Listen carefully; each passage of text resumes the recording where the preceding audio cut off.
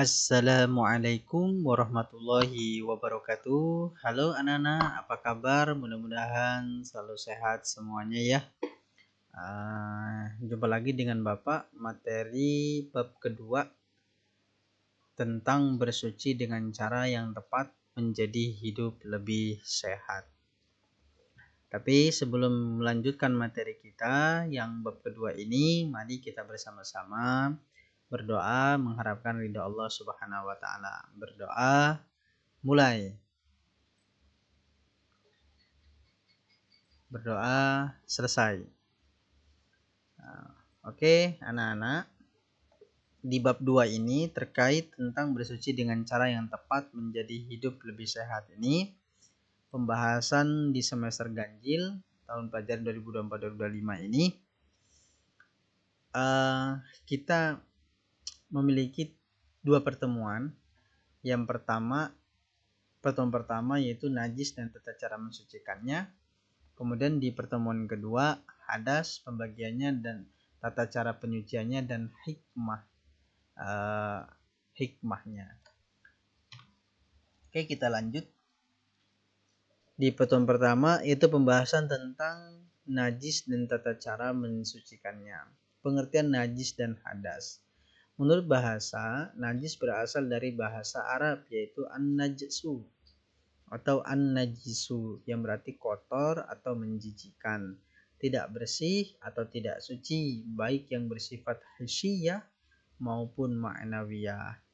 Najis yang bersifat hissiyah adalah najis yang terlihat oleh mata dan dirasa oleh panca indera seperti jilatan anjing, kotoran manusia atau hewan, kencing, darah haid dan nifas. Itu najis yang bersifat hissiyah.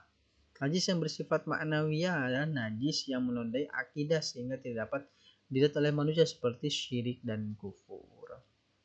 Tadi di bab pertama, di penjelasan di bab pertama, syirik dan kufur. Syirik itu apa syirik?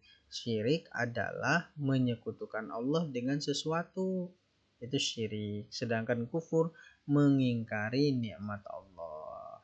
Nah, itu masuk kategori najis ya, anak-anak ya. Dan itu perbuatan yang berdosa sekali. Nah, menurut istilah, najis bisa diartikan suatu benda yang mengotori pakaian atau badan kita, yang mana dapat menghalangi sahnya ibadah kita kepada Allah Subhanahu wa taala. Najis adalah kotoran yang wajib oleh seseorang yang terkena olehnya. Kotoran yang wajib dihilangkan oleh seorang yang terkena olehnya. Wajib, karena kalau tidak dihilangkan maka tidak sah untuk beribadah kepada Allah. Nah, menurut ilmu fikih merupakan benda yang haram disentuh secara mutlak kecuali dalam keadaan darurat dan harus dibersihkan apabila terkena benda najis. Najis harus dibersihkan karena menghalangi sahnya ibadah. Oke, dasar-dasar hukum perintah bersuci. Di sini ada beberapa dasar-dasar hukumnya perintah bersuci yang ada di dalam Al-Quran, yaitu Quran Surat Al-Mudaththir ayat 4, Quran Surat Al-Baqarah ayat 125, dan hadis yang diriwayatkan oleh Imam Ahmad dan seterusnya. Ini Bapak bacakan. A'udzubillahi minasyaitonirrajim. Bismillahirrahmanirrahim. Dasar hukum yang pertama, wasiyabaka fatahhir, yang artinya dan bersihkanlah pakaianmu. Sumber hukum yang kedua, ang tahhira baitiya lit-ta'ifina wal-'akifina war-ruk'is sujud. Bersihkanlah rumahku untuk orang-orang yang tawaf, orang yang i'tikaf, orang yang ruku dan orang yang sujud. Selanjutnya yaitu hadis, innakum qadimuna ala ikhwanikum fa aslihu rihalakum wa aslihu libasakum hatta takunu ka'annakum syamatun finnasi fa innallaha la yuhibbul fuhsya walat tafahhush. Artinya, apabila kamu datang ke tempat saudara-saudara kamu, hendaklah kamu perintah atau perbaiki kendaraan dan pakaianmu sehingga kamu menjadi perhatian di antara manusia, karena Allah tidak suka perbuatan keji dan juga keadaan yang tidak tertentu. Hadis riwayat Imam Ahmad, Imam Abu Daud, Imam Al-Hakim, Al-Baihaqi dari Sahal bin Hanzaliyah. Jadi jelas ya anak-anak, perintah bersuci ini ya sudah jelas di dalam Al-Quran dan hadisnya. Jadi tidak hanya Bapak menyuruh untuk bersuci, tapi memang sudah diperintahkan oleh Allah melalui Al-Quran. Kemudian macam-macam najis dan tata cara membersihkannya. Najis itu dibagi menjadi 3 ya anak-anak. Ada najis mukhafafah atau najis ringan, yang kedua najis mutawasito atau sedang, yang ketiga adalah najis mughalazah. Sekarang pembahasan najis mukhafafah. Najis mukhafafah itu apa, Nana? Mukhafafah dan najis yang diringankan seperti air kencing bagi laki-laki yang belum pernah makan sesuatu kecuali ASI, air susu ibu. Nah, ini ya anak-anak ya. Cara mensucikannya cukup dengan memercikkan air ke bagian yang terkena najis sampai bersih. Jadi kalau dulu itu tidak ada yang namanya pampers ya, kayak sekarang kan udah ada pampers. Jadi bisa kalau dia buang air kecil atau buang air besar, jadi ke pampers gitu. Kalau sekarang, kalau dulu enggak pakai pampers, jadi kadang buang anak bayi yang berumur 2 bulan ya belum makan selain ASI, itu kadang pipis gitu kan, sulit membersihkannya, maka dia masuk kategori najis mukhafafah. Membersihkannya cukup diciprati saja oleh air. Nah, kemudian yang kedua najis mutawasito, yaitu najis yang berada di tengah-tengah antara mukhafafah dan mughalazah, dan najis yang keluar dari kubul dan dubur manusia kecuali air mani. Tadi mutawasito sesuatu yang keluar dari kubul dari jalan belakang atau dubur dari jalan depan kecuali air mani, itu semua najis ya anak-anak hukumnya. Kalau air mani tidak najis. Nah, najis mutawasito ini dibagi menjadi 2, yaitu ainiyah dan yang kedua hukmiyah. Ainiyah itu apa? Najis yang berwujud atau tampak, jadi dikelihatan bendanya. Kalau dia tai ayam, kelihatan tai ayamnya, jadi berwujud, bisa dilihat dan dirasakan salah satu atau ketiganya, yaitu baik warnanya, rasanya, dan baunya. Jadi kelihatan, dia masuk kategori najis ainiyah. Kalau najis hukmiyah apa? Adalah najis yang tidak tampak, seperti bekas kencing. Bekas kencing nggak tampak, dia nggak kelihatan, karena apalagi kalau kencingnya di tanah, jadi nggak kelihatan. Kemudian contoh najis mutawasito yaitu mazi. Mazi itu apa? Yang keluar dari kemaluan laki-laki dan perempuan dengan ciri-ciri sebagai berikut: berwarna kekuning-kuningan, proses keluarnya disertai rasa syahwat atau bersama dengan melemahnya rasa syahwat. Ketiga, tanpa ada rasa kenikmatan, terjadi pada orang yang telah balik, lebih sering terjadi pada perempuan, terkadang keluar tanpa disadari, itu air mazi. Sedangkan air wadi yaitu yang keluar dari kemaluan laki-laki dan perempuan dengan ciri sebagai berikut: berwarna campuran putih, keruh dan kental, keluar setelah buang air kecil. Ketiga, dalam kecapean setelah mengangkat barang berat, dialami oleh yang sudah atau belum balik. Nah, itu air wadi dan mazi anak-anak. Kemudian najis yang ketiga ada najis mughalazah, yaitu najis kategori berat. Apa itu? Najis yang seperti anjing dan babi, termasuk najis ini adalah air liur kedua binatang tersebut, sperma keduanya, dan anak-anak dari hasil persilangan dengan hewan lainnya.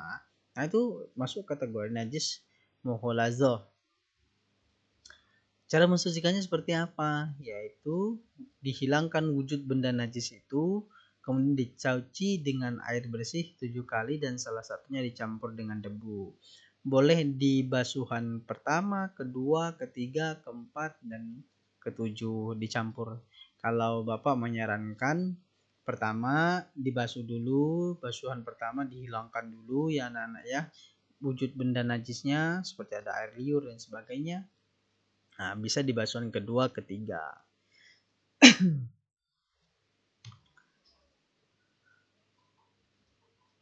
Nah, kemudian Tata cara bersuci dari najis dengan air. Najis mukhafafah tadi sudah jelaskan. Najis mukhafafah ainiyah dibersihkan lebih dulu sifatnya. Kemudian air yang suci dan mensucikan dipercikan ke tempat atau benda yang terkena najis. Kemudian yang ketiga, air yang dipercikan tidak disyaratkan hingga mengalir. Yang keempat, dikeringkan dengan kain atau benda lain yang suci. Itu najis mukhafafah ainiyah. Kemudian najis mukhafafah hukmiyah, tempat atau benda yang terkena najis dilingkari lebih dulu untuk memastikan pemercikan air secara tepat. Kemudian air yang suci dan mensucikan dipercikan ke tempat atau benda yang terkena najis dan telah dilingkari. Dan yang ketiga, air yang dipercikan tidak disyaratkan hingga mengalir. Jadi boleh dia nggak harus ngalir ya anak-anak, ketika kita ini namanya dipercikan kecuali kita siram. Kemudian yang keempat, dikeringkan dengan kain atau benda lain yang suci. Nah, najis mutawasito ainiyah, mutawasito hukmiyah itu dibersihkan lebih dulu sifatnya sehingga warna bau dan rasa najis tidak lagi kelihatan dan dapat dirasakan. Kemudian suci dan mensucikan dilarikan ke tempat atau benda yang terkena najis. Air yang dialirkan harus mengenai seluruh tempat atau benda yang terkena najis. Air yang disiramkan disyaratkan hingga mengalir, dikeringkan dengan kain atau benda lain yang suci. Nah, kalau najis mukhafafah tidak disyaratkan mengalir, kalau yang najis mutawasithah disyaratkan untuk mengalir. Kemudian najis mughaladzah. Mughaladzah ada ainiyah, ada hukmiyah. Najis ainiyah dibersihkan lebih dulu sifatnya sehingga warna, bau dan rasa najis tidak lagi kelihatan dan dapat dirasakan. Menyiramkan air hingga mengalir ke tempat atau benda terkena najis sebanyak 7 kali dan salah satu antaranya dicampur dengan debu yang suci. Nah itu tata cara mensucikan najis ya anak-anak ya. Jadi di pertemuan pertama ini kita membahas tentang pengertian najis dan tata cara mensucikannya. Jadi Bapak ulangi, najis itu adalah kotoran ya anak ya. Kotoran yang kayak mana? Kotoran yang atau menjijikkan, tidak bersih atau tidak suci, baik bersifat hissi atau ma'nawiyah. Sedangkan menurut istilah adalah suatu benda yang mengotori pakaian atau badan kita yang menghalangi sahnya ibadah kita kepada Allah. Itu yang disebut dengan najis. Nah, najis itu dibagi 3, najis mukhafafah, mutawasito dan mughaladzah. Dan ini sudah Bapak jelaskan tata cara mensucikannya di pertemuan pertama ini. Oke, anak-anak, mudah-mudahan penjelasan dari Bapak bisa difahami dan dimengerti. Ketika nanti ada pembahasan yang belum difahami, kita bisa lanjutkan dengan cara berdiskusi. Nanti lanjut di pertemuan kedua tentang hadas, pembagiannya, tata cara penyuciannya, dan hikmahnya. Oke, itu saja pertemuan kita yang ke-1 ini. Kita akhiri dengan lafaz alhamdulillahirabbil alamin. Bapak akhiri, wassalamualaikum warahmatullahi wabarakatuh.